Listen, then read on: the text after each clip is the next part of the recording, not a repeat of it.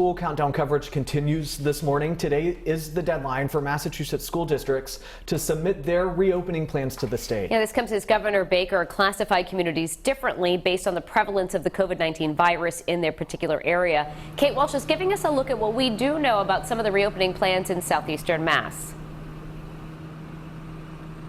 Well, guys, it's getting complicated with where you live. Things are different from just the neighboring communities around you. The original deadline for all school districts in Massachusetts to submit their plans for reopening to the state was on Monday, August 10th, but the state actually delayed that submission date until today, saying that school committees needed more time to meet, plan, and then vote on what they thought would be best for their specific district. As of now, many districts plan to return to school on August 31st, and that would be when teachers actually return. Then students would return to the classroom or at least start remotely sometime later in September. Just yesterday, New Bedford sent out their 3-phase reopening plan. So it's a hybrid model with students spending 2 days in the classroom and the other 3 at home. But on top of that, it will actually group students into 3 cohorts. The first group will go back to the building September 16th while the rest learn completely remotely.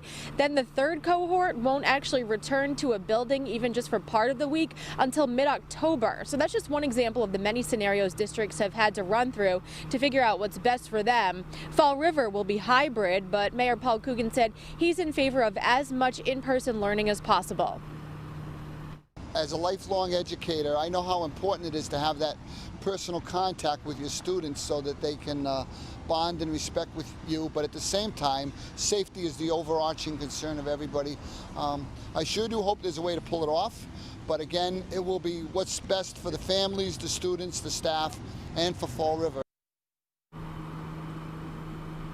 Now, in contrast, neighboring Somerset Berkeley regional schools will actually start fully remotely, and neighboring Dartmouth to New Bedford will start remotely to at least begin the school year and then take it from there. Seekonk had a school committee meeting earlier this week on Monday to talk about their plans, but again, we won't find out all of the finalized decisions until the state has a chance to approve each school committee's plan submission sometime later this month.